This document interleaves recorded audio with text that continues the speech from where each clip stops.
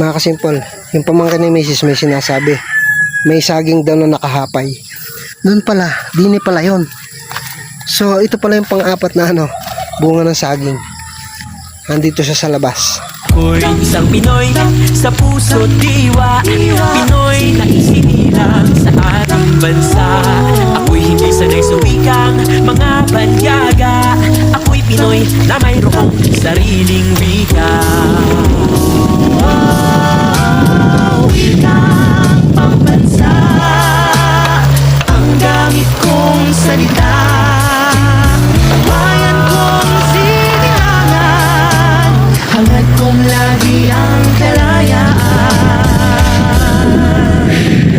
Ako'y isang Pinoy sa puso't diwa, Pinoy na isinilang sa ating bansa.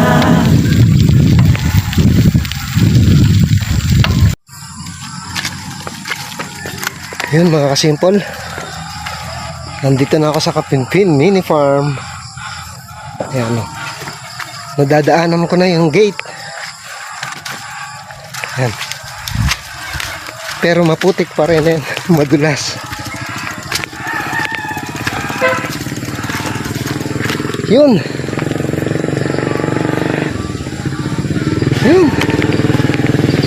Oh. Good morning, Kapinpin Mini Farm.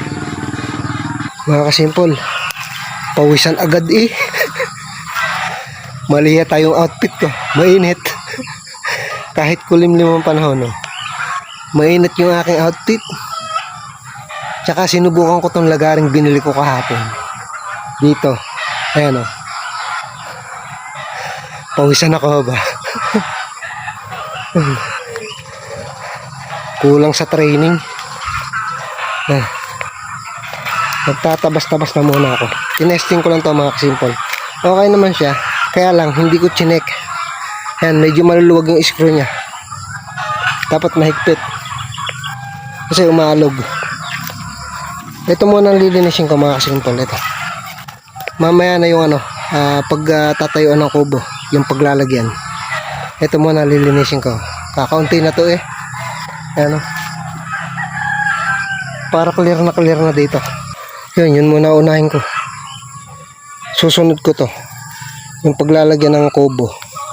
Ito naman tumubo lang pero wala na yan. Hindi na nakatrim yung mga puno ng kamuting kahoy.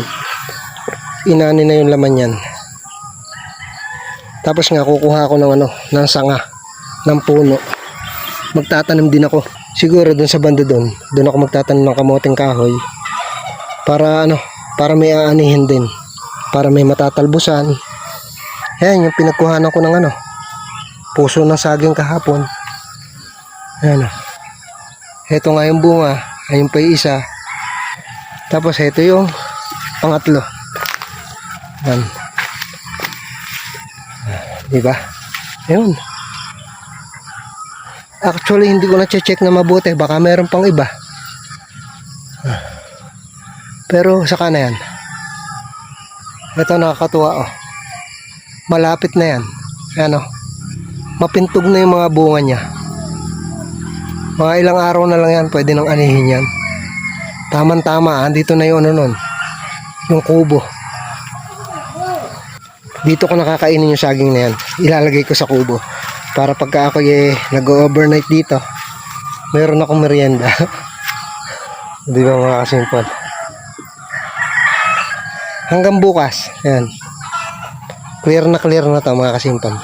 Tsaka pag nandiyan na yung kubo mga kasimple, lagi na nga ako rito. So sigurado malilinis ko to ng maigi. Ito pa pala mga kasimple yan. Yung harapan. Inuna ko lang talaga yung pagdadaanan ng kubo, yung gate. Ayan. Tsaka itong mga puno rito. Pag nandiyan na yung kubo, matatapos ko rin yan. Ako'y isang Pinoy sa puso't diwa, Pinoy na isinilang sa ating bansa. Ako'y hindi sanay sa wikang mga banyaga. Ako'y Pinoy na mayroong sariling wika. Wikang pambansa ang gamit kong salita.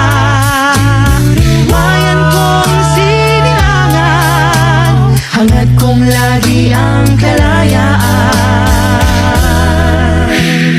Ako'y isang Pinoy sa puso't diwa, Pinoy na isinilang sa ating bansa. Mga kasimpol, yung pamangkin ni Mrs. may sinasabi, may saging daw na nakahapay. Doon pala, dini pala yon. So, ito pala yung pang-apat na bunga ng saging. Nandito siya sa labas. Ito pala yung sinasabi niya, mga kasimpol. Ayan. Sayang daw kasi nakahapay. So, tutukuran ko yan. Ayan, 4 na buwig pala yung bunga ng saging. Nakakatuwa, mga kasimpol. Ayan,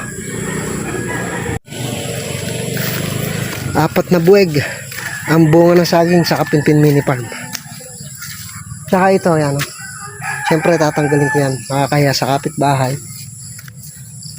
Yan. Kailangan matanggal yan. Nakasagabal sa kalsada. Mga kasimpol. Grabe itong puno na to. Napakabilis dumami. Yan. Yung puno na yan. Actually, napanood ko yan eh. Parang lang to eh. Kung di ako nagkakamali, itong puno na to galing sa ibang bansa. Introduce lang dito sa Pilipinas. So maganda kasi siya, malilim. Kaya lang, sobrang bilis niyang dumami. Tsaka yung ugat niya, talagang ang layo nang nararating. So dun sa ugat sa ilalim ng lupa, nagkakaroon din siya na mga puno. Yan, gumagapang kumbaga. Kung di ako nagkakamali, sa ibang bansa galing to. At ngayon na itinuturing na tong parang itinuturing na to na salot. Kasi nga, grabe. Sobrang dami. Ang hirap niyang ang hirap niyang lipulin. Ayan, mga kasimpol. Isusunod ko na yung pwesto ng kubo. Alright. Ito yung sinasabi ko sa inyo dumadami siya dahil sa ugat. Ayan yung ugat nito gumapang dito. Ayan. Tapos nagkaroon din ng puno rito. Ayan. Ganyan sa kabilis dumami. Pero ngayon nandito na ako, hindi na makakalaki sa akin yan. Ayan. Sumisibol pa lang yan. Tatapusin ko na sila.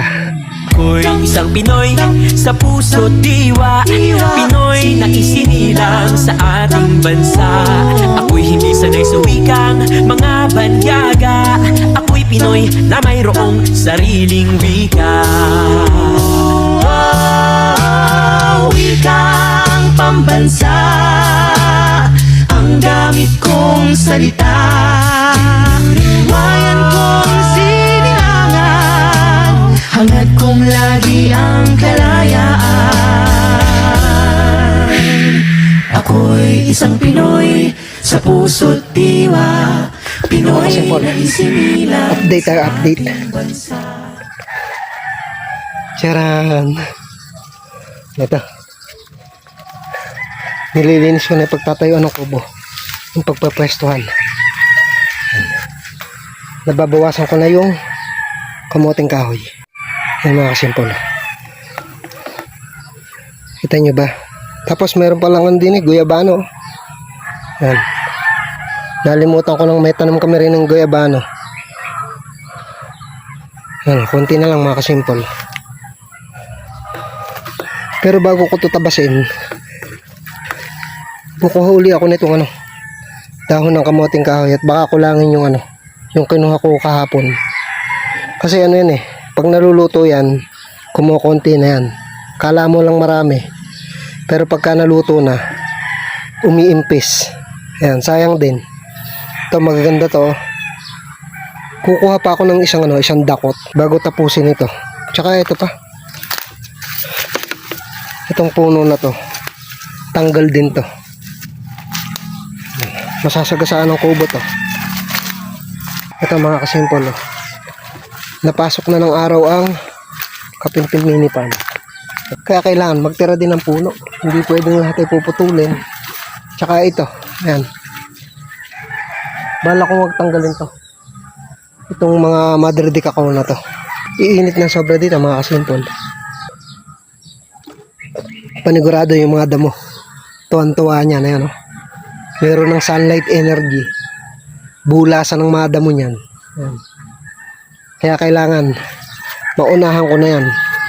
Kailangan ko magtanim ng talbos ng kamoting baging para may pang ulam-ulam. Masarap din yun. Favorite ko yun. Talbos ng kamote. Kasi nga, nung nagbakasyon ako ng February, nagtanim ako. Yan. Nasilong naman ng mga puno. Siyempre, walang energy yung yung halaman. Hindi tumubo. Pag nandiyan ay kubo, yun ang isa sa mga itatanim ko dyan. Talbos ng kamoting kahoy.